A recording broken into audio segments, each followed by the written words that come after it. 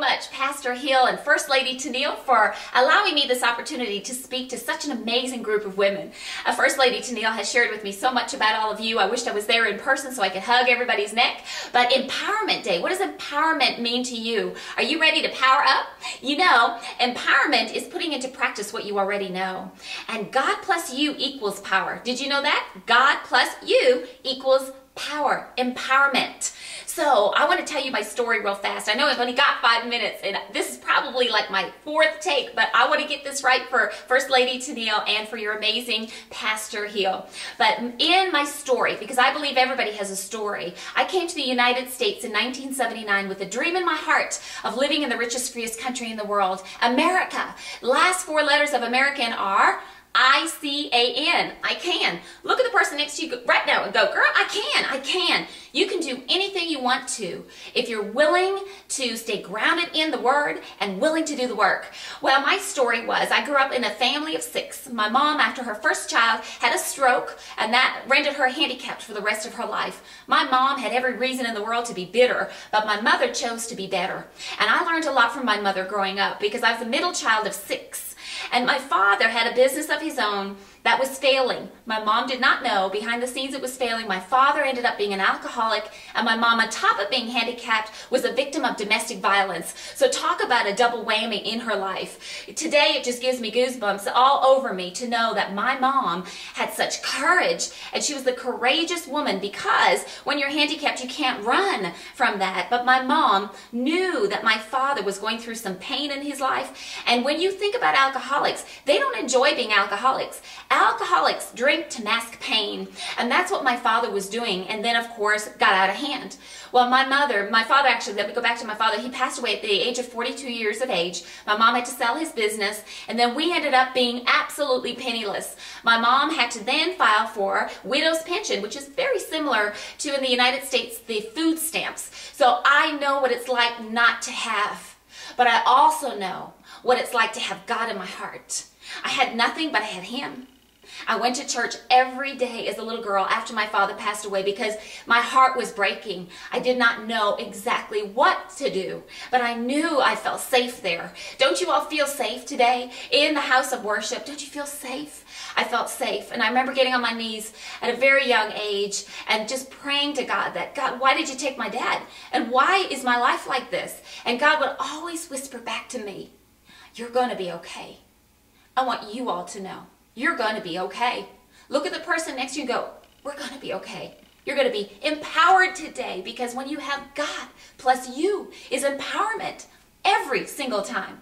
Well, after I graduated from high school, we had absolutely no money for me to go to college. And I remember my prayers being so strong then, and God whispering, just keep looking for the blessings. Keep looking for the blessings. I got a phone call from a couple that lived in the United States just 1 week before I graduated from high school, and they said, we heard about you.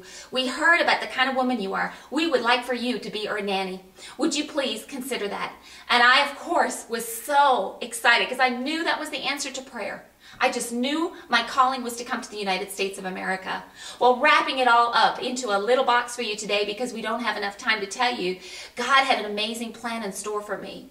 And I always felt it. Do you feel the plan He has in store for you right now?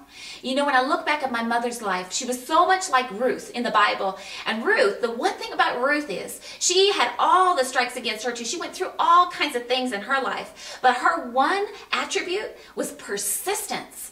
Because she knew with God, she felt empowered. And so I want you to feel that feeling today. My mother felt that feeling all those years ago, and she transferred that to me.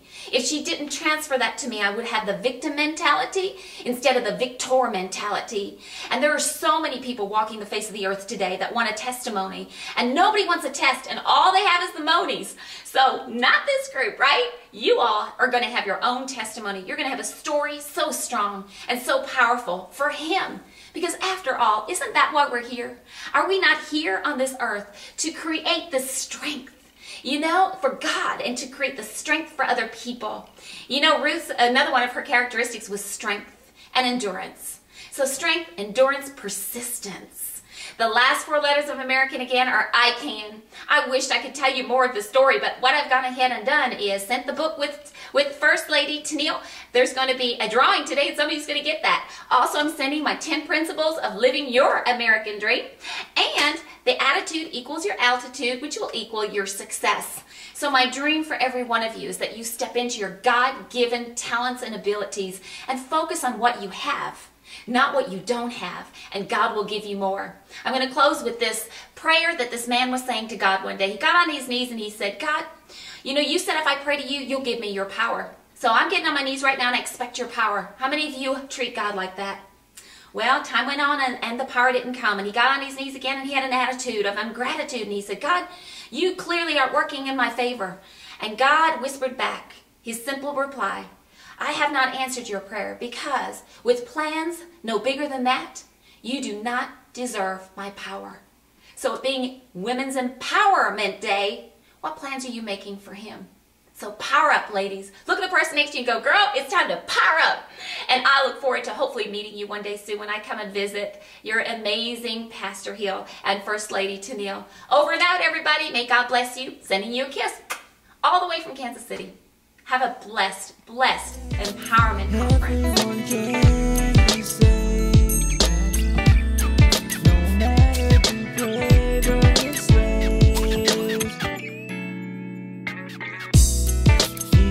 Be adored.